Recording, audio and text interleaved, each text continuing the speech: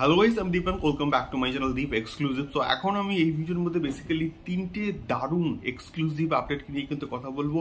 So প্রথম খবরটা কিন্তু অবশ্যই আমাদের পুষ্পা 2কে কেন্দ্র করে। সো পুষ্পা 2 কিন্তু আলটিমেটলি এবছর মুক্তি পাচ্ছে। আলটিমেটলি এটা শুটিং সম্ভবত কমপ্লিট হয়েছে, এখন মেবি হচ্ছে পোস্ট প্রোডাকশনের কিন্তু কাজকর্মগুলো চলছে। এবং পুষ্পা 2 যখন থিয়েট্রিক্যাল রিলিজ হবে, অর্থাৎ সিনেমা হলে যখন পুষ্পা 2 মুক্তি পাবে, তো তার ঠিক 8 সপ্তাহ পরে কিন্তু এটা ওটিটি প্ল্যাটফর্মে কিন্তু চলে আসবে, এমনটাই কিন্তু আমরা আপডেট পাচ্ছি বা খবর পাচ্ছি। এবং বিভিন্ন ভেরিফাইড সোর্সেস তারা কিন্তু এই খবরটা করছে যে after the release of Pushpa 2, after 8 weeks, 8 সপ্তাহ পরে, মানে আমরা ধরতে পারি যে প্রায় 2 মাস পুষ্পা 2 সিনেমা হলে চলবে এবং তারপরে কিন্তু এটা ওটিটি প্ল্যাটফর্মে কিন্তু চলে আসবে। এটা একটা বিগেস্ট এক্সক্লুসিভ আপডেট। দেখা যাক কি হয়।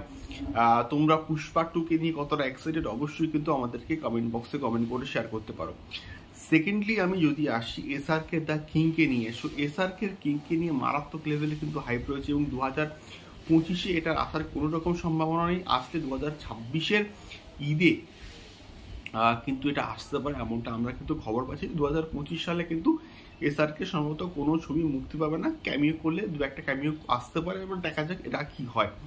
বাট দ্য কিং এর একটা প্রপার অ্যানাউন্সমেন্ট ভিডিও কিন্তু আসতে চলেছে এসআরকে এর জন্মদিনে। এটা মানে খবর আসছে, এটা বিভিন্ন ভেরিফাইড সোর্সেস থেকে কিন্তু এটা খবরটা করা হচ্ছে যে এসআরকে এর জন্মদিনে কিন্তু কিংয়ের একটা অ্যানাউন্সমেন্ট ভিডিও আসবে। এবং যখনই আসবে এসআরকে তখনই বিগেস্ট ব্লাস্ট তো করবেই, বিগেস্ট ধামাকা তো করবেই, এটাকে নিয়ে কিন্তু কোনো সন্দেহ নেই। দেখা যাক কেমন হয় কিংয়ের প্রপার একটা অ্যানাউন্সমেন্ট ভিডিও। সবার লাস্টে আমি কথা বলবো অবশ্যই সিংঘম 3 ভার্সেস ভুলভুলাইয়া 3 নিয়ে, অর্থাৎ সিংঘম এগেন ভার্সেস ভুলভুলাইয়া 3।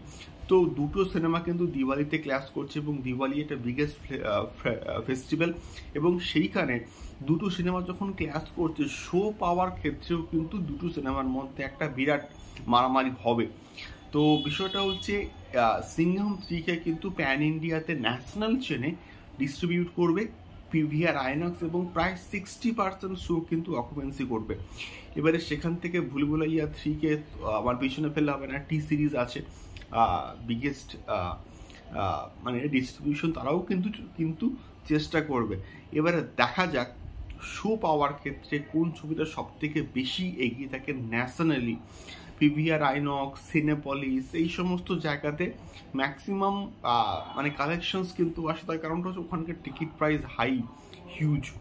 তো দেখা যাক সিংঘম 3 প্রায় 60% মতো শো পাবে এবং বাদ বাকি যে কটা ছবি সে কটা কিন্তু প্রায় 40% শো পাবে, এমনটা খবর আসছে। দেখা যাক এটার যখন প্রপারলি অ্যাডভান্স বুকিং শুরু হবে আমরা কিন্তু এটাকে নিয়ে আরও ভালো করে কথা বলতে পারবো। সো এটাই ছিল বেসিক্যালি তিনটে খবর। তোমাদের কি ফিডব্যাক অবশ্যই কমেন্ট করে শেয়ার করো। দেখা হচ্ছে পরবর্তী ভিডিওতে। টাটা।